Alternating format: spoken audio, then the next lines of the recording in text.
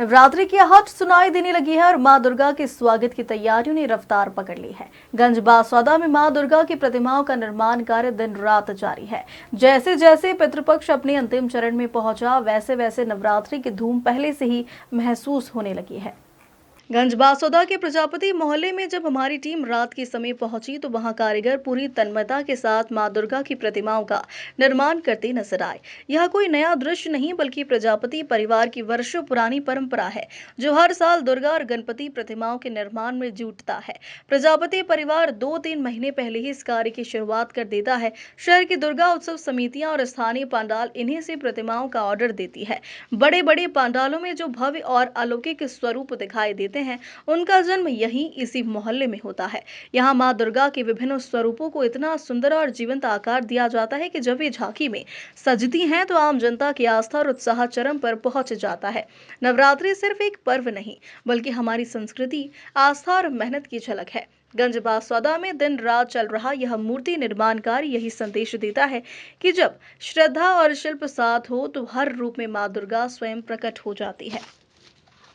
प्रतिमा बनती है और बारिश के चलते हुए वैसे ही प्रतिमा कम बनी हुई है, बारिश खुली नहीं है और आसपास की प्रतिमा ज़्यादा है और बाहर जाती है गांव दिखकर। लगभग कब से ये काम चल रहा है? काम तो 4-5 महीने हो गए काम चलते चलते। तो ये सामग्री वगैरह ये सामग्री तो बाहर से लाना पड़ती है, कहीं भोपाल से कहीं से ये खरीद के लाना पड़ता है। तो कितने कारीगर लगे हुए हैं? कारीगर तो 10-15 आदमी लगे हुए हैं। तो बाहर के भी हैं? नहीं, बाहर के कोई नहीं, सब यहीं के हैं, बाहर का कारीगर कोई नहीं है। यहाँ पर शहर में कई नामी ग्रामी झांकी लगती हैं। हाँ, यहीं पे लगती है सब नामी ग्रामी झांकी, बहुत वर्षों से झांकी यहीं पे लग रही है। जैसे अपने कितने वर्षों से? हम तो पीढ़ी से ही बना रहे हैं, हमारे बाप के दादा से जब से ही बन रही हैं।